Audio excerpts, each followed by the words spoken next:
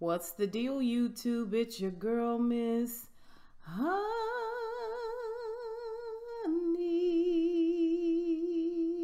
Welcome back, welcome back, welcome back, welcome back. Welcome back to the channel, you guys. It is Wednesday, which you already know what that means. That is Queen Sugar. It is 11 p.m. at night. So let me just welcome everyone who is new to my channel. Welcome back to my channel, to all of my old subscribers. If you are new and just stopping by, please consider subscribing to the channel, as well as hit that like button. And of course, let's talk about it down below. I'm not sure what the name of this episode is. I know that it is, I don't even know the number of the episode, you guys. Like, I'm going to put it down in the description bar below, but let's talk really quickly about this episode. This episode, really for me was all about conversations that needed to be had. There were a few conversations that we did not get to have that we still need to have, and yeah, so let's talk about a couple of things first. First things first, let's talk about Nova. Nova is finally has done her piece for the New Yorker, which is a wonderful opportunity, and it is not given lightly. So shout out to Nova. You know, she's a beautiful writer as well as a beautiful woman, and she stood there and read the chapter about her dad, just so eloquently and so beautifully. It was beautifully written.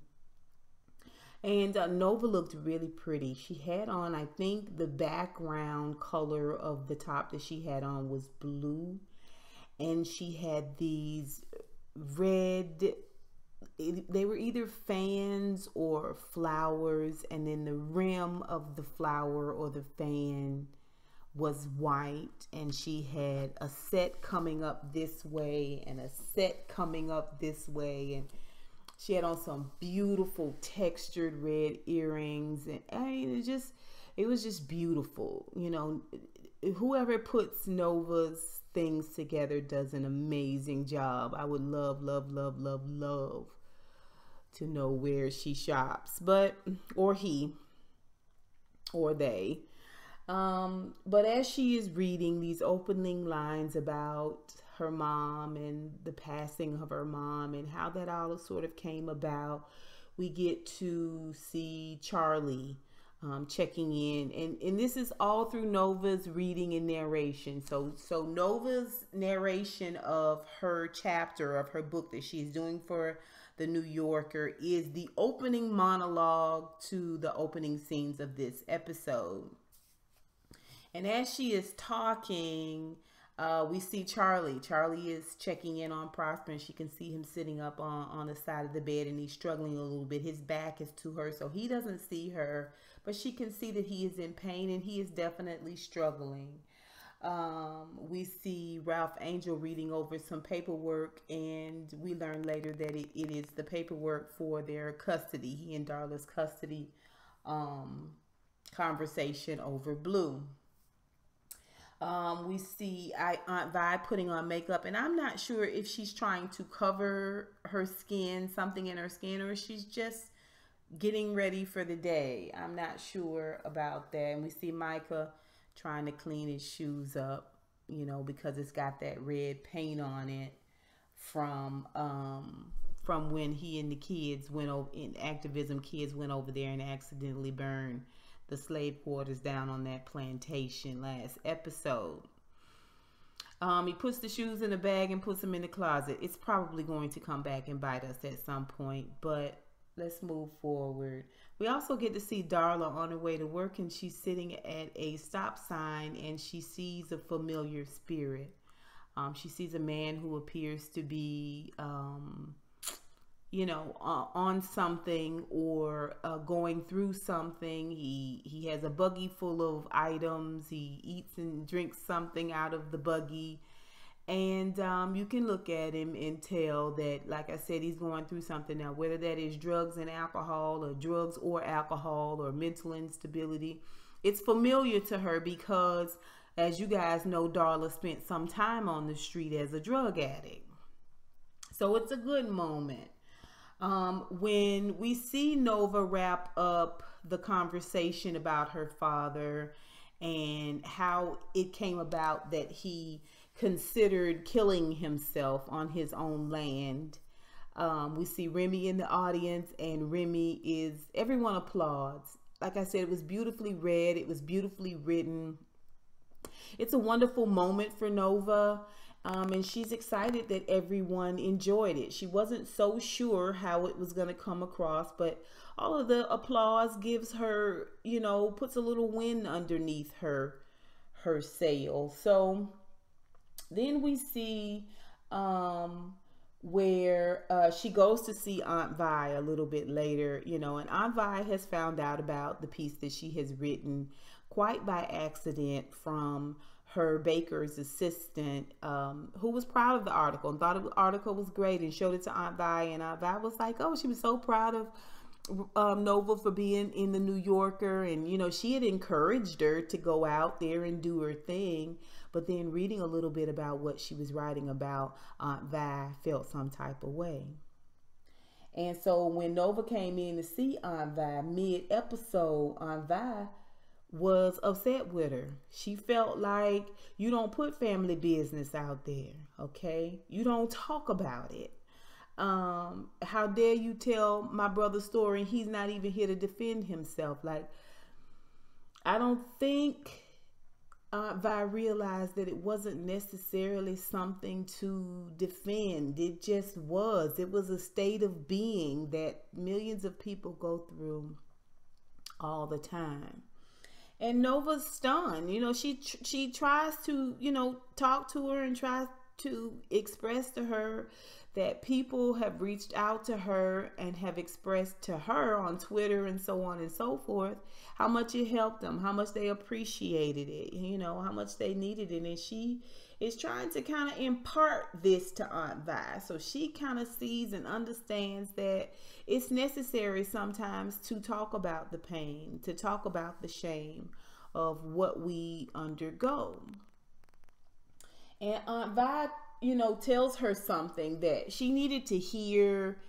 I don't know if it was necessary that she needed to hear it in regards to the story that she put out on Ernest, but she certainly needed to hear it about in regards to her own personal life, in terms of what it is she was trying to do, period, when it comes to this whole Remy thing. Now, Aunt Vi don't know about Remy, but when she tells her that Nova, that she needs to fix it and to come to herself, whatever this is that's got her not being quite herself, is a problem. And so it gets her to thinking later on when she's having a living room picnic with Remy. He asks her if something's going on, and finally they just talk about it. They talk about the things that she wrote, and Aunt Vi saying to her that she needed to come to herself, and he kind of smirking. She was like, well, have you ever heard that before? And he was like, yeah, I have. It's an old fable or something. I forget what he said. And he talks about how his wife got hurt and how she wanted him to, if something ever happened to her, not to grieve, for him to come to himself, and how he was supposed to sell the house and move on and, just go on and live his life, and he never did. And Nova was like, was it because of Charley? And he was like, no, never that. You know what I'm saying? That's how he kind of reacted. And, she makes the decision right there.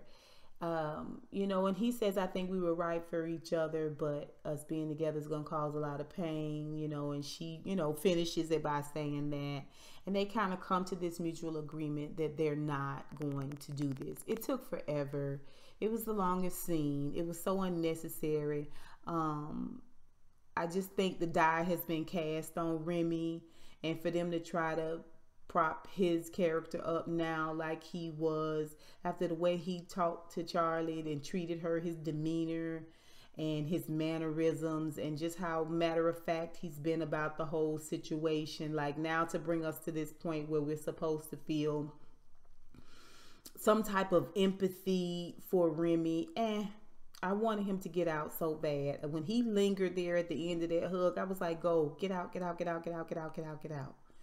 And I have a personal experience with this because the neighbor that lives across the street from my parents dated my sister for like 2, maybe 3 years. And he is an outstanding individual. My sister has moved on 3, 4, 5 times over and has a wonderful spouse now and lives in Florida. And I see him and we wave, we kid, we laugh, we talk. In another life, I would have dated him, and he may have dated me, but we both understand that is a no-go. Like, no sirree, Bob.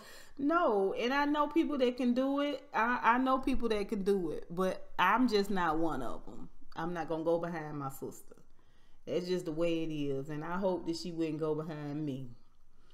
Okay, so let's move on to Micah. Like I said, Micah done put them dirty shoes in the closet. He goes to school, and of course they're nervous. They're children. You know what I'm saying?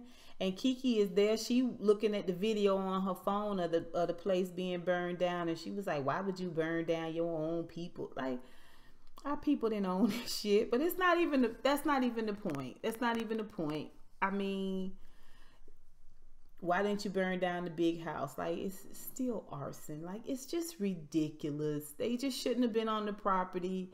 But what to burn down and what not to burn down on the plantation, as far as I'm concerned, is a moot point. So let's move forward. Anthony, or Ant, has been questioned. Micah looks worried. They all look worried. And the young lady of the group tells Micah, don't worry, it'll be okay. They all had the same alibi. They are all gonna stick to it. Later on, we see the police come in and they arrest Anthony. They must have found something somewhere, or maybe not. You know, we don't know.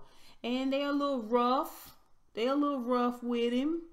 You know, takes him on out of there. Later on, when Keke and Micah are studying at Micah's house, she is going off about Ant, you know, making these assumptions. And we all have done it, thinking we know the story and what's going on, and we talking about it. Michael's like, well, you just don't know. You don't know if it happened the way they said it happened. You don't know. And she scoots to the end of the bed and said, Michael, do you know something? And Michael's like, I do, actually. And so, you know, this is where things take a turn. She wants him to tell her what's going on, and once he tells her, she kind of loses it a little bit. Y'all been planning this for weeks, you know, and for him, he felt like, okay, it was a plan. It wasn't like we went over there to set something on fire. Like, we planned to make a statement. Of course, he doesn't get that far into the conversation because, like a lot of people do, she just went 0 to 60. I'm not saying she was wrong, because she's working for school. She's working on her SATs, trying to get a scholarship to go to school. Like, her goal, her plans, her future scope doesn't include any type of violence. If it does include activism, it is going to be done in a certain way. But first and foremost, she's thinking about her future. I don't think he should knock her for that either. She is upset with him.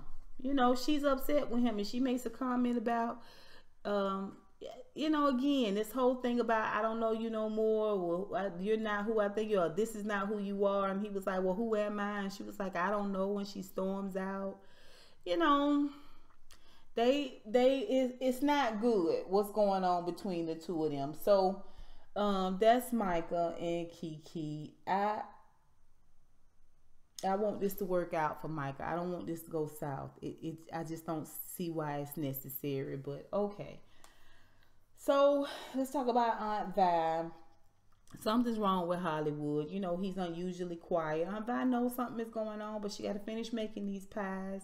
And no sooner than She make the pies, you know, started with the pies good. She get a call from, well, she gets the news about Nova, and then later on she gets a call from Ralph Angel, and she got to go handle some business for Ralph Angel. And when Hollywood get home that evening, she laying in there on the chase, and she want him to come in there and talk to her and give her the normal, the usual amount of Hollywood love and attention and affection that she's probably used to getting after she's had a long, hard day. He's a good place to lay everything down and resolve it and chew on it and mull it over and come full circle and think of an answer. Like, I mean, Hollywood's good like that. But she's telling him about the Ernest situation and making him seem weak. How dare she write that? And I told her, and he just came on in and sat down for a minute, you know, because she realized he wasn't agreeing with her. And she was like, "You disagree?" And he was like, "Well, you know, I don't disagree on many things. And if I do, I really don't say much about it." He said, "But this is the anniversary of Leanne having a miscarriage. And turns out she was 18 weeks. So he got to see the baby. You know, when the baby was born, of course, it was, you know, stillborn. And he said it was the tiniest thing he'd ever seen. And they just wrapped the baby up in a blanket and put it in a basket and wheeled the baby away. And it's a hard moment for him. And he told her this story because normally he is able to move past it. But for whatever reason, that day, the 11-year anniversary, the child would have been 11 years old, he is feeling especially sad. And so he told her that story because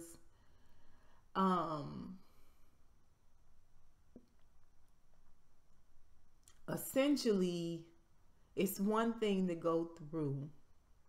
It's another to be made to feel as though you have to be ashamed of going through.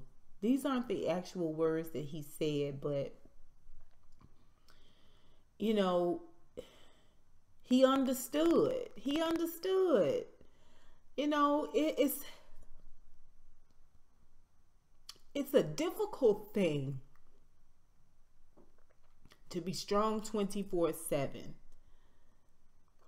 to be positive 24/7, especially if you are an individual who does a lot, who rarely says no, who notices others' pain, and you are the kind of individual that continually forsakes yourself and your needs for others. People tend to feel like you're bulletproof. People tend to feel like you don't get sad. So it's one thing to be sad. It's another thing altogether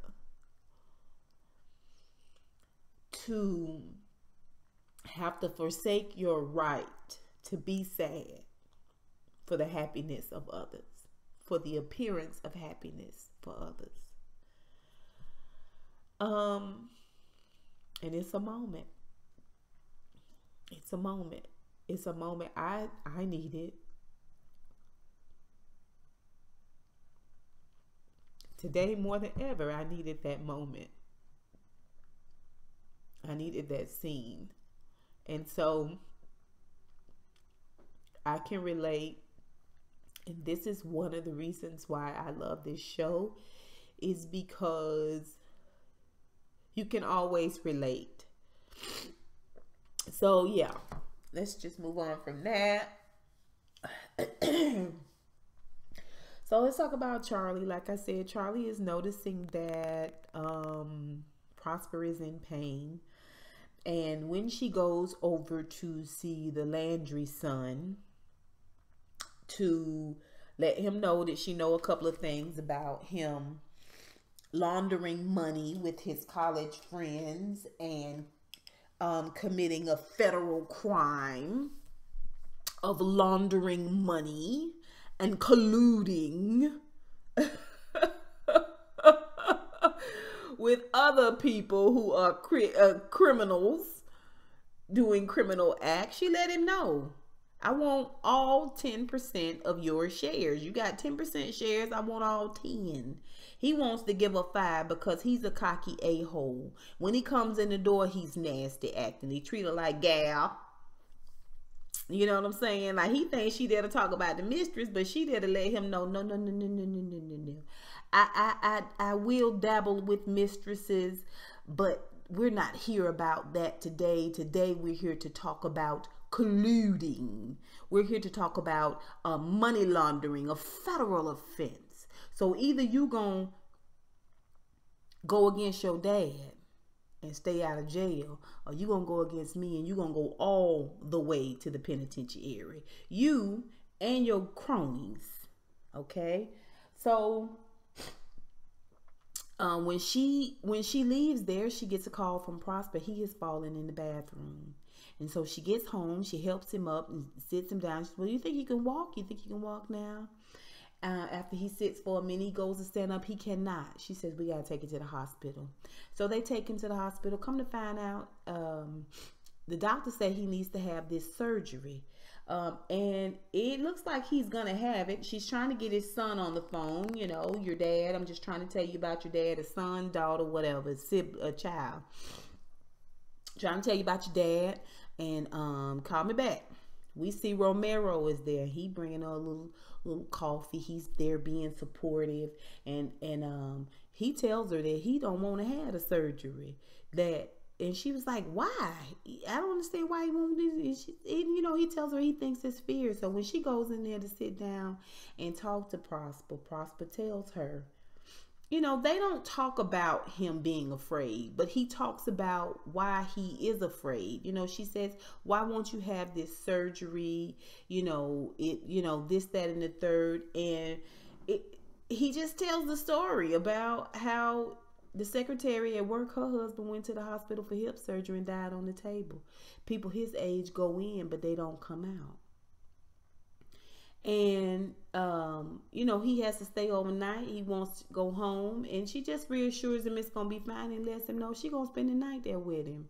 She's going to stay with him. She's not going to leave him. She's not going to let nothing happen to him. If she can at all help it, she's going to protect him. Now, y'all remember that Ernest died. If y'all ever go see that season 1, episode 1 of my review, I promise you I cried. I cried so hard in that interview. I mean, y'all know I'm so tender-hearted, but daughters and daddies, that's where I am. Y'all know my dad is going through with dementia and poor health, and I'll walk over hot coals for my daddy, but she wasn't there for her father when he passed. He had called her a couple of times, but she didn't answer. And when she got to that hospital and saw her whole family walking up that hallway mourning, she knew her daddy was gone, and she fell so hard into Aunt Vi's arms. And I think because Prosper and her daddy was so close, and Prosper was such a good friend to her father, and she committed to her father when they did the bonfire to her dad, thanks to Blue, she committed to help Prosper and to take care of him. And taking care of him for her is like being there for her daddy when she couldn't be, when she wasn't. This is going to help her in some way feel better about not being there when her father passed, I think. And I think she genuinely loves Prosper. So she's, Romero is there and they covering him up, and he sits with her and comforts her. Later on, we get to see where, she having a whiskey and sitting there with the Landry son, and he signed over the paperwork for the 10% shares. And she said, your daddy would be so proud. I love Charley in this episode 1. Charley had on a very, very tailored outfit, those pants and those shoes. It was a very, you know, tailored. And then she had this black sort of shirt on. It looked like she was mourning. It came down low. It wasn't, you know, a lot of chest or breast or anything like that. It was just, she was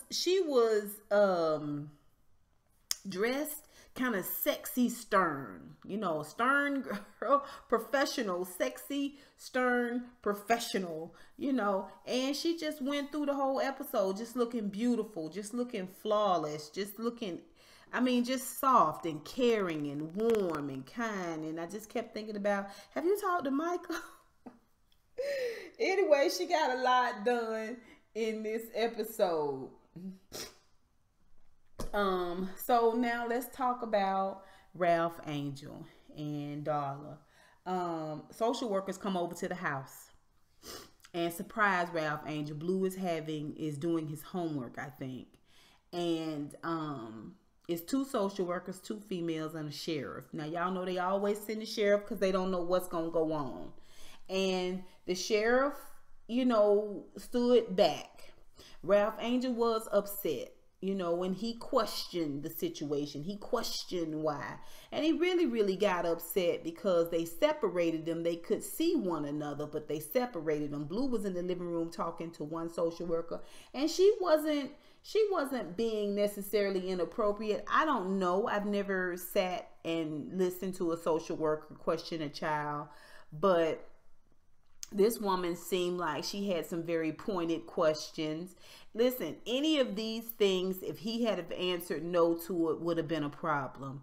And there are thousands and thousands of kids all across this countryside that can answer yes to those questions. Yes, I have to wake my mama or daddy up. Yes, sometimes I can't wake them up. Yes, sometimes I go without eating. Yes, I sometimes don't go to school because my daddy ain't here or my mama ain't here to take me or to wake up to take me or coherent enough to take me.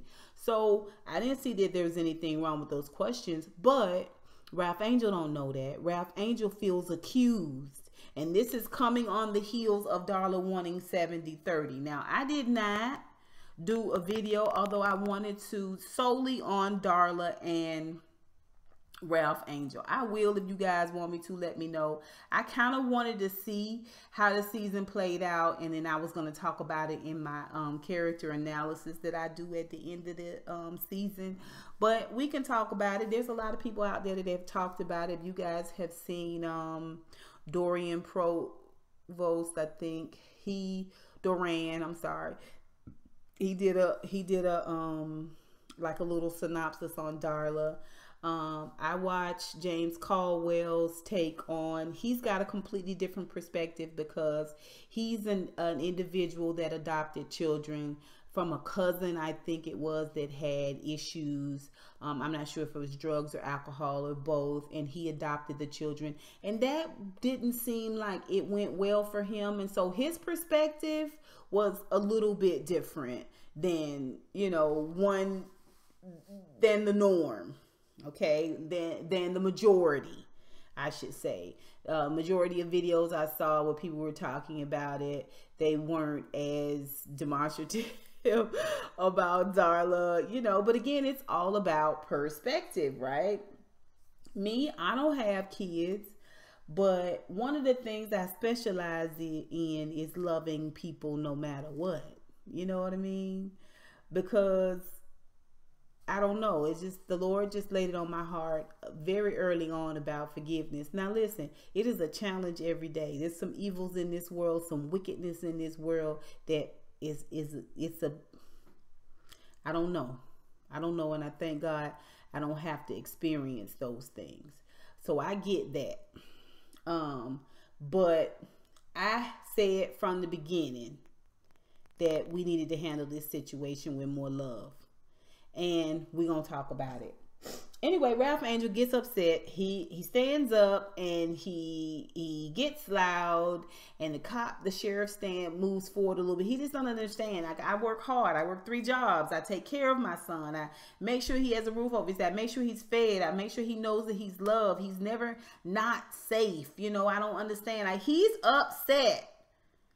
And Ralph Angel traditionally does not know how to manage his anger. He's never been taught how to manage his anger. He's never been forced to manage his anger. And so the social worker, who is used to this, as a matter of fact, this is probably very mild compared to what she's gone through in some homes. She just needs him to, she says, sir, please go ahead and sit down and finish talking to me and we'll be out. So he does. And later on, he takes Blue and he goes over to see his PO. He wants to know immediately what's happening because things seem to be spiraling for him. And the PO isn't there. There is a woman there who, I mean, just, you know, she didn't care. She has no investment in Blue or Ralph Angel. She hasn't been Ralph Angel's PO. She doesn't know his story. She tells him what she tells everybody else. When the information come in, he gonna be honest about who you are and what you done and all this other stuff. And then we won't know until all that come in. That's it. Is that all? Is that it? That's all you got for me? That's all you want? And he was like, yeah, he realizes that she ain't nobody that he can talk to about this situation.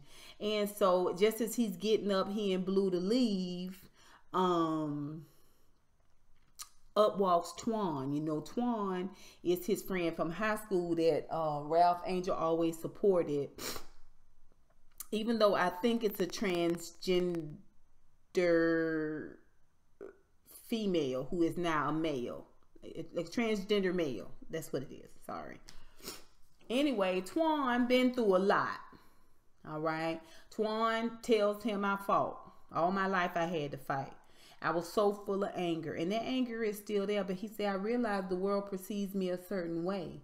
And I understood that in order for me to get what I needed and get where I'm going, I had to rechannel that anger, refocus that anger. Not that I can't be angry, but I have to figure out a better way to present my anger, to work through it in a more productive manner, because getting upset and getting violent is just going to exacerbate the situation and make it worse.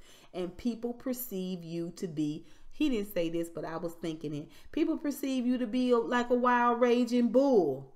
When you get the, this is their perception. It's not you. I see a beautiful black man that's upset, that's hurt, that's angry, that's broken. I see that. But a lot of people look at you and see that you, oh, you know. So you got to be smart about it. It's okay to be frustrated, but find a way to deal with the situation without letting the situation deal with you. All right. It was a good moment. And Ralph Angel didn't want to. So you don't get angry. He says, oh, I got a rage inside of me that knows no calming. Like no, it can't be quieted. If I let this thing loose, this thing will lay waste.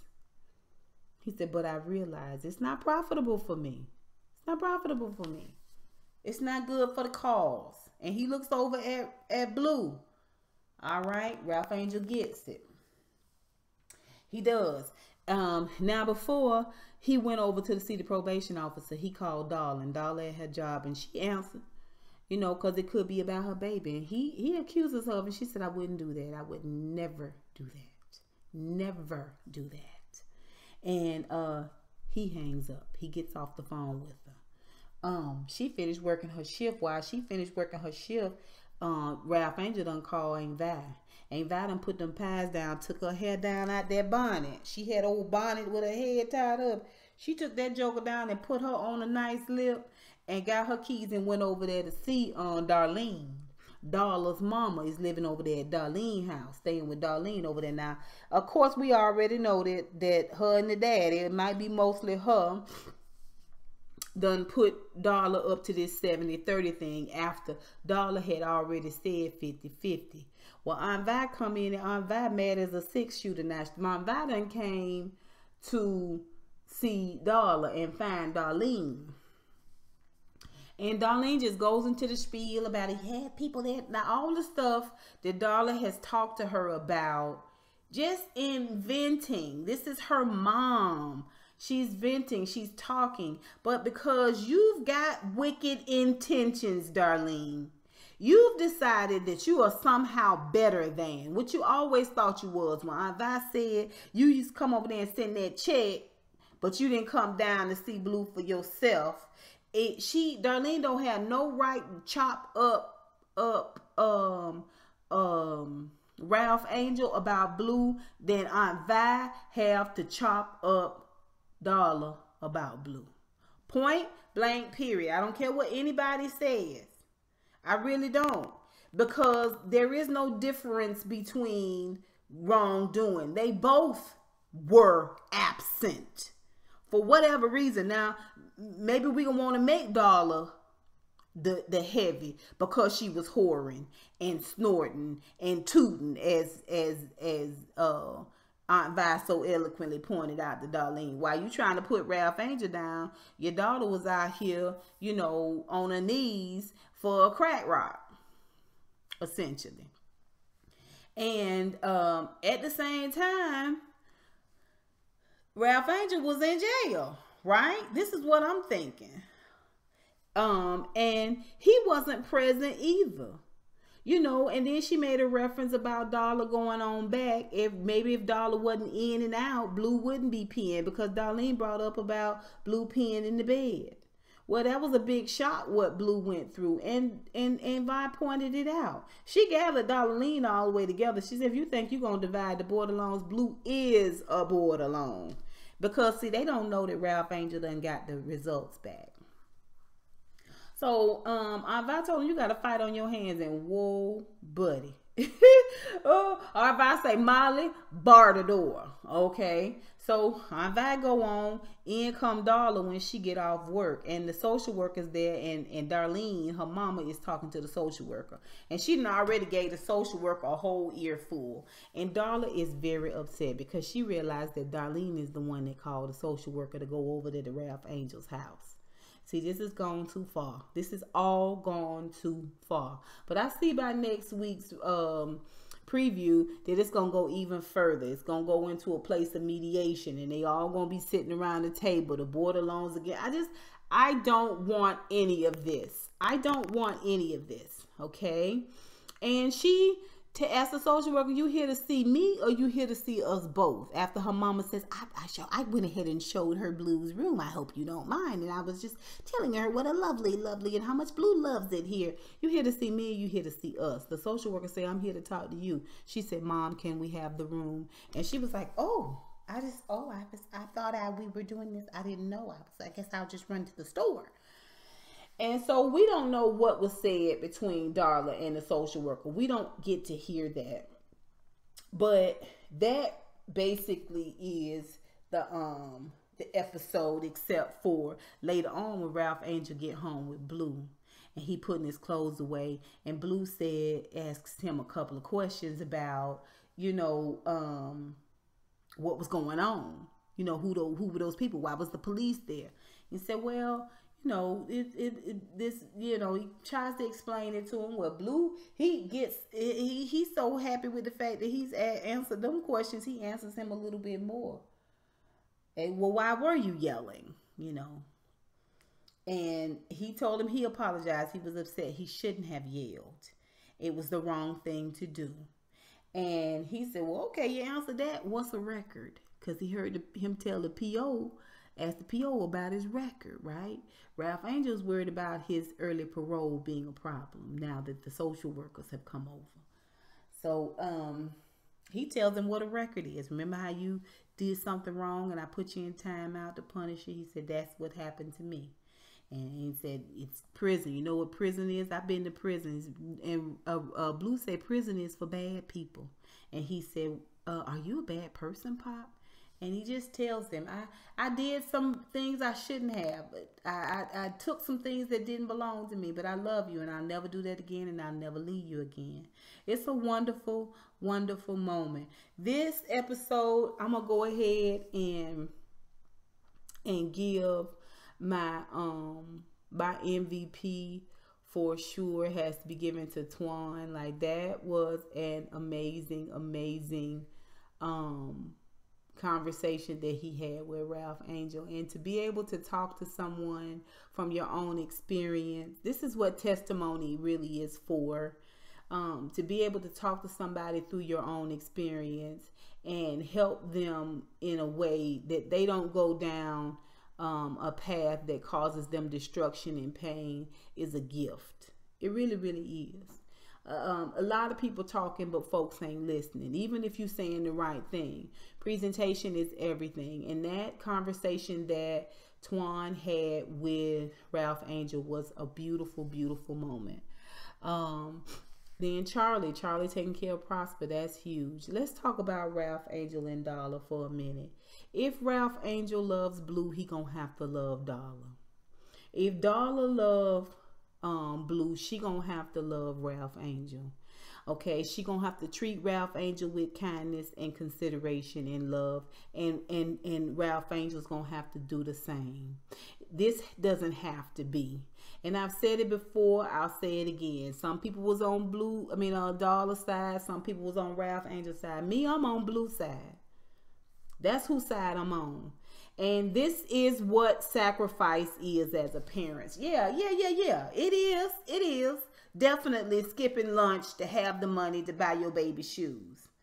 Okay, to go towards buying your baby shoes or putting them through college or getting their teeth fixed, keeping a roof over their head and keeping clothes on their back. It's all very, very important. You know, not putting your hands on them and beating them up and sexually abuse. All of those things make you a great parent, okay? Being present in the home makes you a great parent, okay? Makes you a good parent. But ultimately, when rubber meets road, when the going gets tough, when the wide places become very, very narrow, okay? Love is all you have. And you have to love Blue more than you hate Dollar, more than you despise what she did. Same thing with Ralph Angel. See, because season 1, episode 1, it opens with Ralph Angel leaving Blue on the park to count, in the park alone to count, like he was hide and go seeking, and he went across the street and robbed a convenience store. All right. So ain't nobody hands in this situation clean. Neither one of y'all rode in on Angel's wings. Neither Dollar nor Ralph Angel. Okay. And Ralph Angel, the Borderlones did take care of Blue and have loved Blue and have raised Blue up for sure. It needs to be said. It needs to be acknowledged. But in order for this thing to work out for Blue, we need adults, viable, critical thinking adults to come together and say, how can we resolve this for the good of our son? This whole road we going down with DNA, has he ever had a DNA test and all this stuff? And it's sullying the situation. Unless we can put away anger and ego and shame and guilt and judgment, this thing gonna go horribly wrong. And at the end of the day, the only person that's gonna be hurt is gonna be Blue. It's a lesson for me. I hope it's a lesson for you, honeybees. Y'all tell me what you think about this episode. Until next time. Mwah, mwah, mwah.